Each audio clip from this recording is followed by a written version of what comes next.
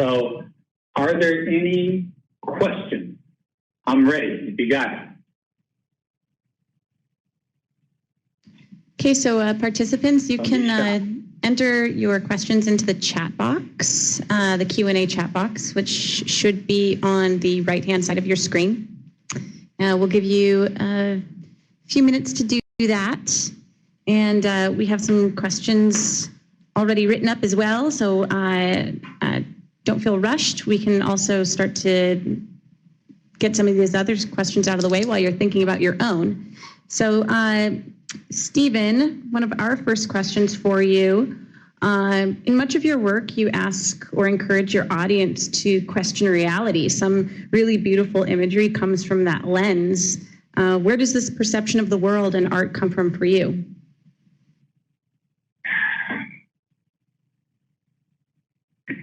I feel like we went to school with non-native, a lot of us went to school with non-native people learning the same history. So a lot of things that I've learned are not because I learned it in school. These are things I learned when I was much older, embarrassingly enough. Some of these things I didn't know until I was even out of college. And I thought, well, if I didn't know it and I'm a native person, then I can't begrudge someone else not knowing it until they do know it, right? So once you learn it, and then you still deny certain things happening, then I feel like I can get mad at someone. And I feel like that if someone tells me I'm doing something wrong, I get kind of defensive a little bit, even if I am wrong. So I try to always think about other people, like how would I want to be approached? So I always think, man, if I could just say it in a way that's clever, I hope it's clever. Artists like Banksy, and there is a cartoonist named Gary Larson. I feel like they're very smart in making you think about something. And I feel like if I could make someone look at something and some of my stuff, and then they have their own realization, like, oh, I didn't know we did that, or I didn't know that happened. That's them coming to it themselves, not me saying, you're a horrible person, your ancestor did this, or this is what's going on in the world. It's letting them come to that realization themselves. I feel like for me, that's the best way. How do you find that balance between social awareness and humor?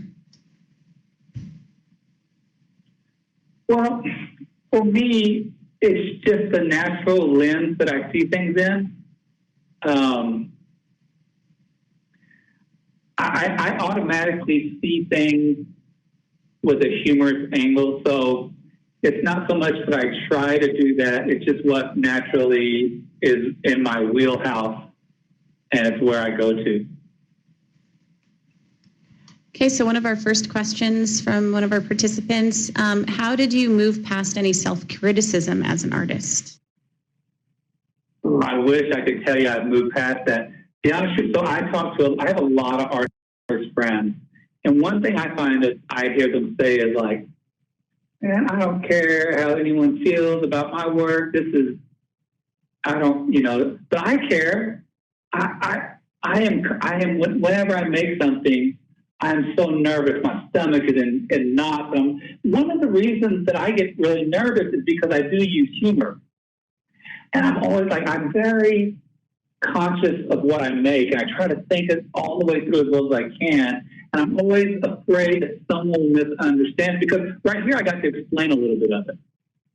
That's not what happens ever. I usually just put it up, and then it's up to someone, because I feel like it's better. If you listen to your favorite song, it's really the baggage that you bring to that song that makes it even better. Your own experiences make that song better, makes that art better. So I always like to let people bring their own experiences to it, because it's going to mean something different to each person. And if you explain it to someone, it might take away from their experience. At the same time, by doing that, I get so I'm like, please, I hope, especially the indigenous people, I hope the native people know where I'm coming from, and they can look at all of my art and say, oh, I might misunderstand this, but by looking at everything else, I can see that he must not have meant it what way I'm taking it. But yeah, I still get nervous, and I still, everything I make, I mean, I know I'm not the best artist, and I know that there's people that paint better, that I just make things. Right? I'm like, I do crafts, really. But I think the stuff I make, I love. I love the things I make, and there's been people out there that dig it too, so I'll just keep going. Another question from one of our participants, are you going to make any more Choctaw short films or other projects involving the Choctaw Nation? Oh, yeah. Yeah, it looks like I see that. Chestnut, no, well, Holly Stove, I'm not going to make more. I'm designing a shirt right now that I think may have a little Choctaw influence that I'm going to release on Friday in Oklahoma about Bigfoot. But specifically Choctaw